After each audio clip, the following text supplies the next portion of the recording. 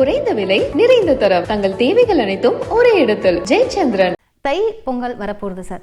பொங்கல் செவ்வாய்க்கிழமை தான் பிறக்குது. ஸோ தை மாதம் பிறக்குது. பொங்கல் வைக்க வேண்டிய நேரம் எப்படி வைக்கலாம், அதே மாதிரி செவ்வாய்க்கிழமை பிறக்குது நல்லா எப்படி போகுமா அப்படிங்கிறத சொல்லுங்கள். நம்ம நேயர்கள், தந்தி டிவி நேயர்கள் அத்தனை பேர் வீட்லேயும் பால் பொங்கி சந்தோஷமாக வழியணும். பால் பொங்கணும். இந்த பால் பொங்கல் எதற்காக பொங்கணும் அப்படின்னா, சந்திரனுடைய அம்சம் பெற்றது, எல்லாத்த விட சூரிய வழிபாடு இருக்கக்கூடியது தான் பொங்கல். பொங்கலில் சூரியன் கெட்டு போயிருந்தாலும் சரி, சூரியன் மிக ஜாக்கிரதையாக உங்கள் ஜாதகத்தில் பிரச்சனைகள் தரக்கூடிய, ஆரோக்கியத்தை தரக்கூடிய விஷயமாக இருந்தாலும் சரி, மிக ஜாக்கிரதையாக சூரிய வழிபாடு செய்யணும். இந்த சூரிய வழிபாடு பண்ணுறதுக்காக தான் இந்த தைப்பொங்கலை கொடுத்துருக்காங்க. இந்த வருஷம் செவ்வாய்க்கிழமை அன்னைக்கு வருது.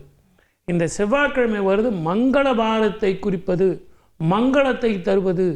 ஆகவே எல்லாரும் சொல்லுவாங்க செவ்வாய்க்கிழமை வருது அப்படின்னாலும், செவ்வாய்க்கிழமை மங்களவாரத்தை தருவது, செவ்வாய் தோஷம், நாகதோஷம், ராகுதோஷம் போன்ற தோஷங்கள் விலகுவதற்காகவும், தடைப்பட்ட திருமணங்கள், வீடு கட்டுறது, வாகனங்கள் வாங்கிறது, வீட்டில் சுப மங்களங்கள் கூடுறது, உடல் ஆரோக்கியம் பெறுவது, குழந்தை பாக்கியம் தருவது, குழந்தை பாக்கியம் பெறுவது, வீடு கட்டுறது, இப்படின்னு செவ்வாய்க்கிழமையில் மங்களத்தை சொல்லிக்கிட்டே போகலாம்.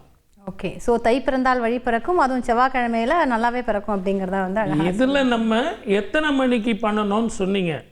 பால் பொங்குறது எத்தனை மணிக்கு நம்ம செய்யணும் அப்படின்னு அந்த சுக்கிர ஓரையை நம்ம பார்த்து அந்த பால் பொங்குறதுக்கு அந்த பொங்கல் பானை வைக்கணும்.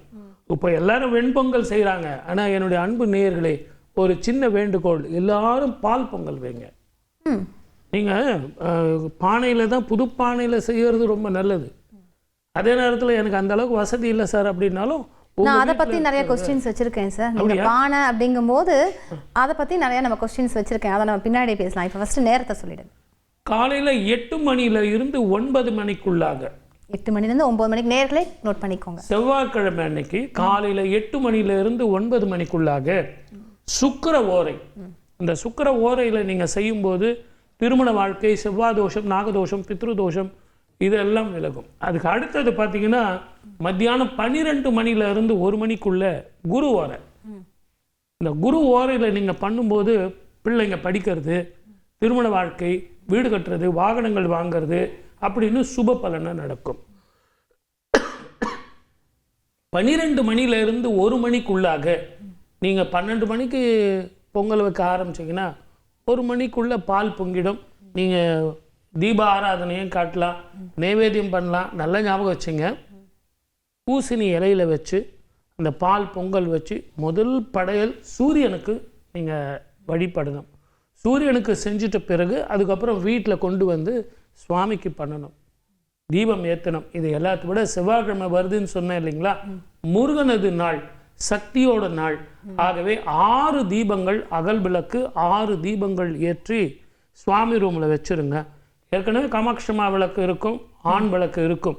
இது இல்லாமல் 6 அகல் விளக்கில் செவ்வாய்க்கு உண்டான, முருகனுக்கு உண்டான, கார்த்திகை பெண்களுக்கு உண்டான 6 தீபங்கள் ஏற்றி இந்த சூரிய வழிபாடு செஞ்சிங்கன்னா இந்த ஆண்டு 3 ராஜகிரகங்கள் மாற போகிறாங்க.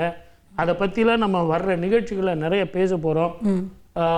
சனி பெயர்ச்சி, குரு பெயர்ச்சி, ராகு கேது பெயர்ச்சி அப்படின்னு 3 ராஜகிரகங்கள் மாறுறாங்க.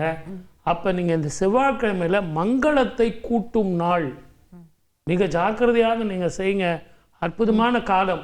உங்கள் வீட்டில் பால் பொங்கணும். குறைந்த விலை நிறைந்த தரம் தங்கள் தேவைகள் அனைத்தும் ஒரே இடத்தில் ஜெயச்சந்திரன்.